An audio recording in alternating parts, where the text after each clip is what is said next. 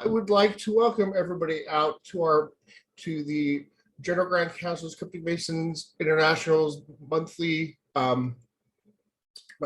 educationals. Today, I would like to introduce everybody to T.S. Akers, a citizen of, I'm probably say this wrong, Muskogee Creek Nation, is a past master of Guild Hall Lodge number 553. In addition to being the curator of collections for the McAlester Scottish Rite Valley, he also serves on the board of directors for the Friends of Honey Spring Battlefield and the Oklahoma Grand Lodge Museum and Library. Brother Akers is the only living past Grand Captain General of Knights Templar of Oklahoma and resides in Oklahoma City, where he enjoys wearing loud socks. So I would like to turn the time over to our brother T.S. Akers. Good afternoon, and thank you for having me. First off, can everyone hear me? Just give me a thumbs up there, Danny, if we're good. All right. Today's presentation is titled Mount Moriah Lost Masonic Temple. Now, this is a paper that originally appeared in the Chronicles of Oklahoma in the fall of 2020, but owing to the pandemic, this volume or this issue didn't actually come out until earlier this year in 2021. And this is an artist's rendering of Mount Moriah, which is the Masonic temple that we will be speaking about today. This is by Oklahoma City artist Jack Fowler. Now, just north of the city of McAlester lies a road with what can only be described as a name entirely uncommon to the area. Unless seeking it out, one could easily pass by Mount Moriah Road without ever knowing it. This ordinary road has not always bore such a unique name. It would in time lead to one of the state's most unique Masonic temples. Of course, the citizens of McAlester were no strangers to Masonic halls. The Sir Knights of McAlester Commandery No. 3 took part in the cornerstone ceremony of their own meeting hall on Grand Avenue in 1906.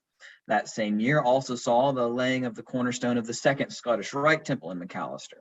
In 1908, the idea for an open-air conferral of the Master Mason degree originated within McAlester Lodge No. 9, which was conducted in June.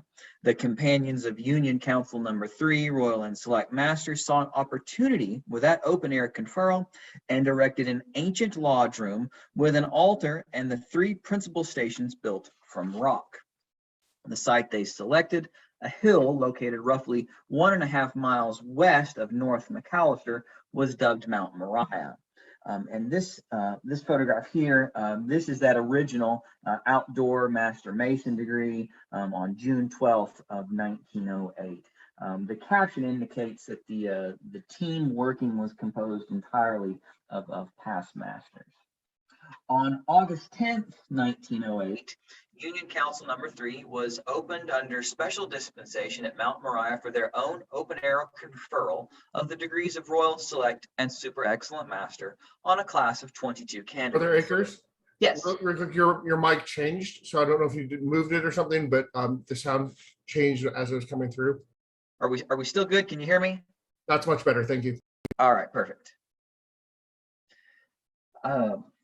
Let's see here. On August 10th, 1908, Union Council No. 3 was opened under special dispensation at Mount Moriah for their own open-air conferral of the degrees of Royal, Select, and Super Excellent Master on a class of 22 candidates.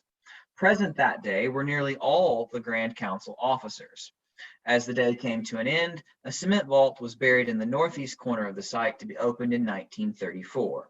The deposit, which was marked by a triangular tablet, contained the name of all present that day, along with a copy of the proceedings of the Grand Council of Royal and Select Masters of Oklahoma from that year, and other writings on the history of Masonry in the state. The intention of the companions of Union Council No. 3 was to make the degree conferral an annual pilgrimage. The 7 acres on which Mount Moriah was located belonged to companion Thomas Archibald, and plans were being made to excavate a tunnel from the south side of the hill, which would include arches terminating in a vault for the purpose of conferring the cryptic degrees.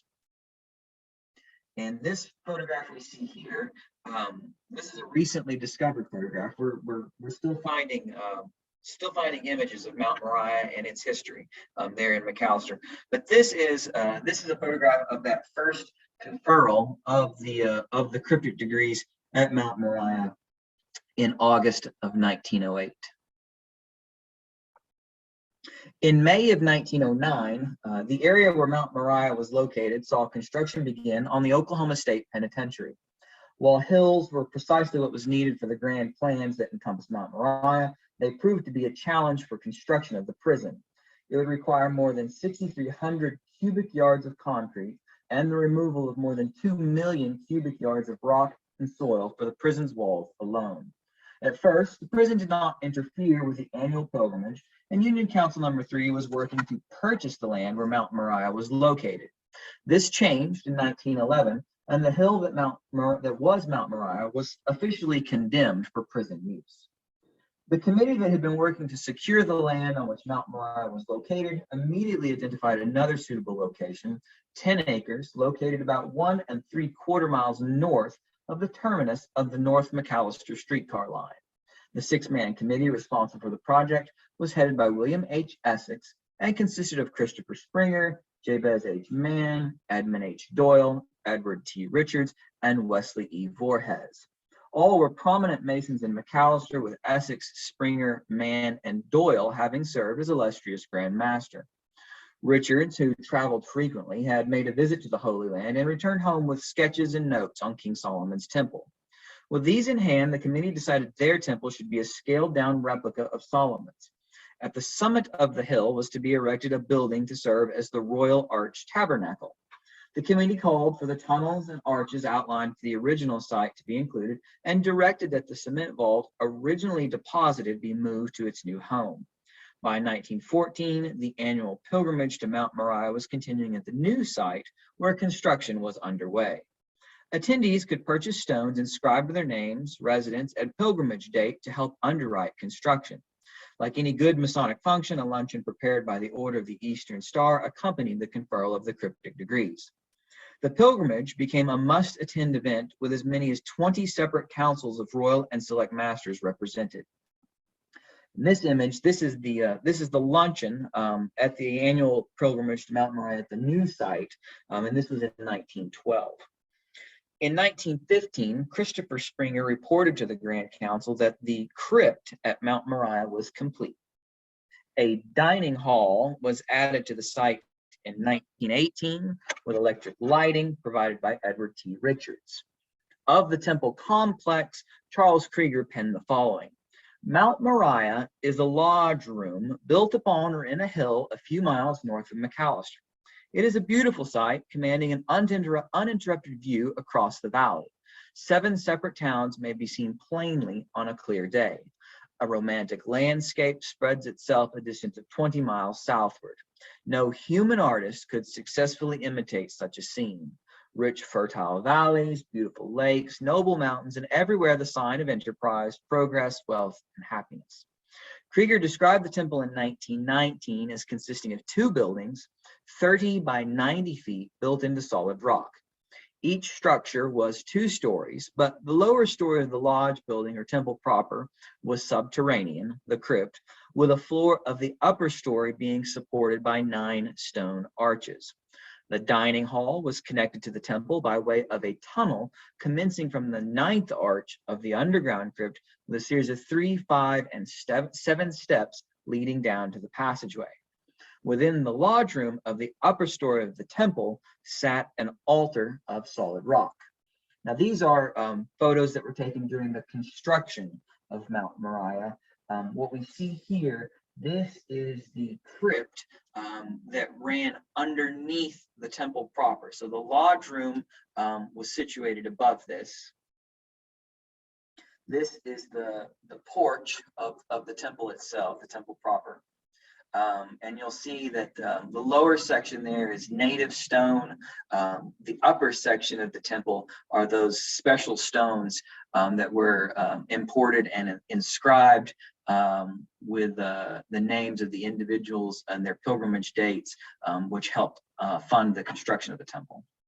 This is a side view of the temple proper, and you can see over there an entrance into the subterranean portion of the temple. This is the only known photograph that exists of the interior of the temple itself.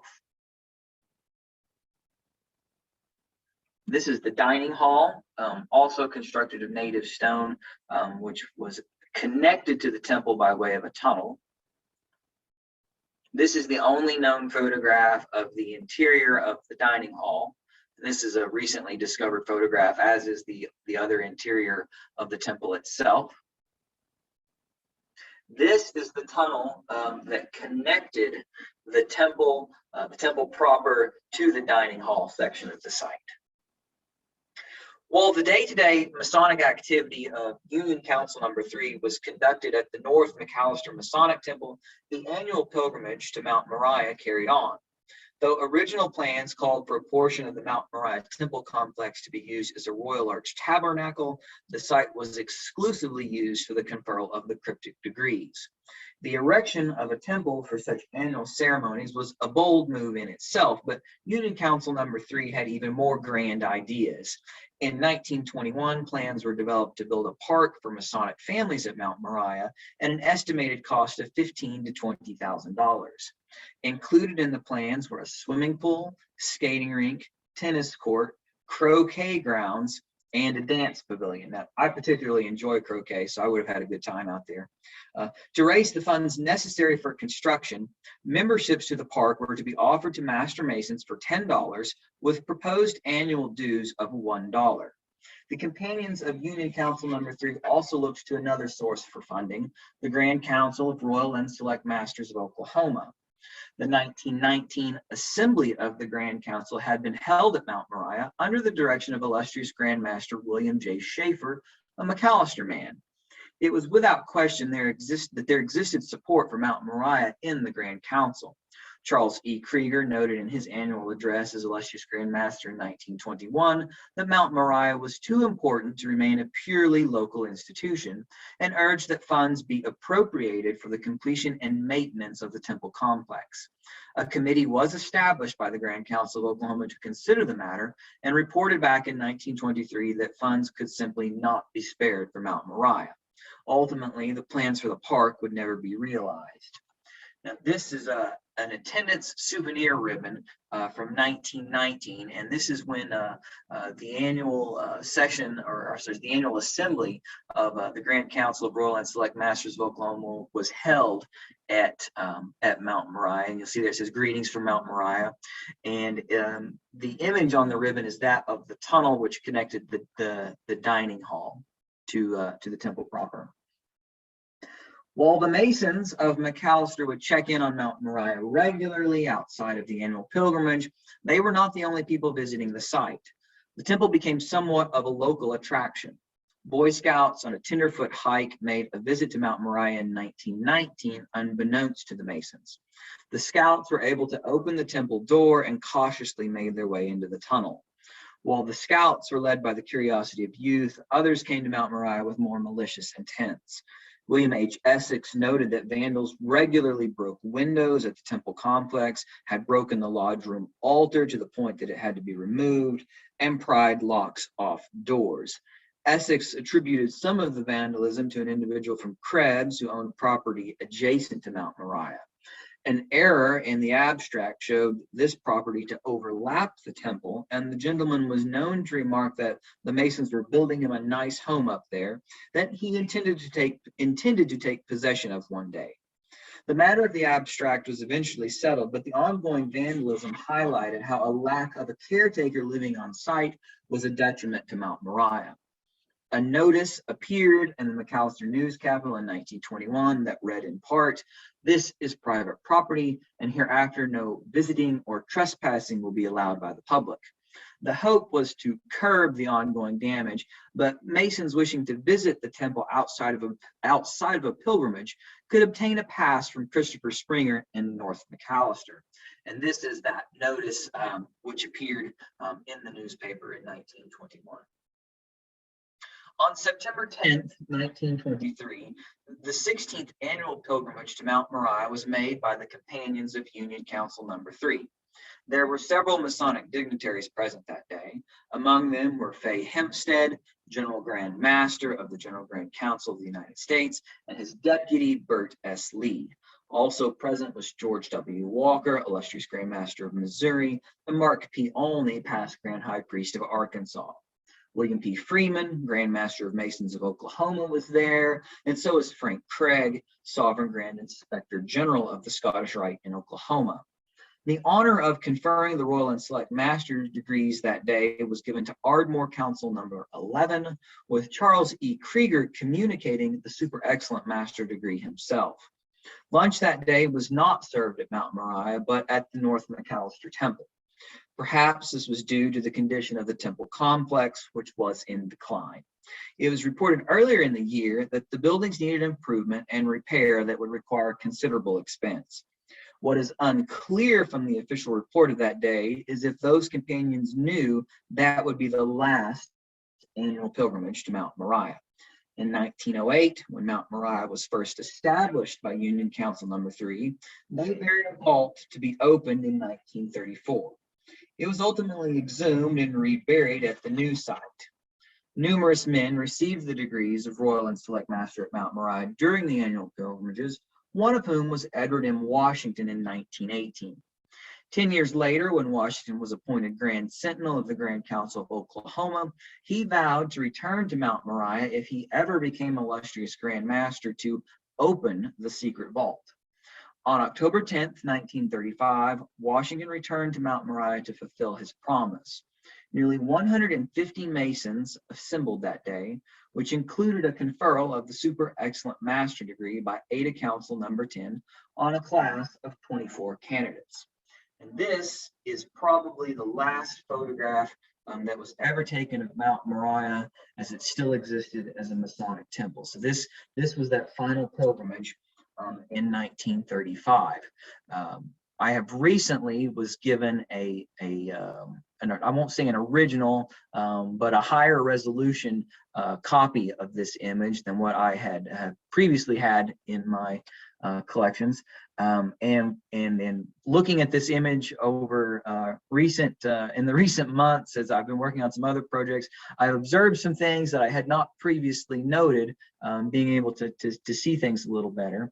And one of note was in 1935, we were wearing triangular aprons out at Mount Moriah for this final pilgrimage. And these are aprons as described by Albert Mackey in his manual of the council. So they're black and trimmed with red. This zoomed in section here, you see the two gentlemen with the triangular aprons. The rather frail one there was our longtime Grand Recorder, James A. Latham. I think he served for something like 28 years. The fellow in the light colored double-breasted suit there is our illustrious Grand Master, Edward M. Washington. Here's some other fellows there that day with triangular aprons on. And then in the back, if you look real closely, you can see the stones with the members' names engraved on them that were used to fund this project. As the 1920s progressed, the Scottish Rite of Freemasonry became very popular in Oklahoma, with its large temples in Guthrie and McAlester. With as many as 1,700 men joining the McAlester Valley of the Scottish Rite in 1 year, the Albert Pike Dormitory was constructed in the early part of the decade to house them all during the weekend degree conferrals known as reunions. The dormitory would become the Albert Pike Hospital in 1928. That same year, it was decided to undertake the rebuilding of the temple, a massive expansion of the McAlester Scottish Rite Temple that would cost $575,000. The expansion was completed in 1930 with accommodations for all of the Masonic orders of McAlester, including Union Council number 3. As the Scottish Rite Temple became the center of Masonic activity in McAlester and the Great Depression caused a drop in membership due to men not being able to afford the dues, Masonic interest in Mount Moriah waned. The site did, however, remain popular with the curious public. Mount Moriah soon fell into disrepair and became dangerous to adventure seekers, forcing the companions of Union Council number 3 to make the decision to pull down the walls of the temple proper, thus filling in the crypt. The task of disposing of the property fell upon Edward T. Richards, the surviving member of the committee responsible for building Mount Moriah. The land was sold to the highest bidder, and what was once the dining hall became a hay barn. Now, this is how the temple looked in 1957. Not a lot of time has passed from 1935, I believe, when we made the last pilgrimage out there. So you can see the rapid decline after having pulled down the walls. A reporter visiting Mount Moriah in 1957 found the road leading up to the temple complex to be a washed out, rock-filled gully. After a brief hike, they reached the temple ruins. Of the temple proper, there remained a portion of the porch and the stairs leading up to it. The tunnel, which led to the dining hall, remained intact. The dining hall itself still had its east and north walls, though the southern half of the roof and walls had caved in. McAlester Masons visiting the site in 2016 found even less, but the tunnel remained relatively intact. It is said that it became common for Masons visiting Mount Moriah as it lay in ruins to remove the stones with engraved names that were used to finance the project. These stones have been known to surface across McAlester from time to time. Mount Moriah is but a fading memory today, mostly known only to Masons residing in McAlester. Its story remains as a monument to the industry of those early Masons who laid the foundations of the Masonic fraternity in Oklahoma. Now, I was able to visit Mount Moriah in 2019, and the next section of photos will be from that period. Now, let me step back. This image here is from 2016, and this is when a handful of men were able to visit in 2016. What we see here is the crypt that ran the length of the temple proper from west to east. And this is a photograph that I took in 2019 of the same crypt.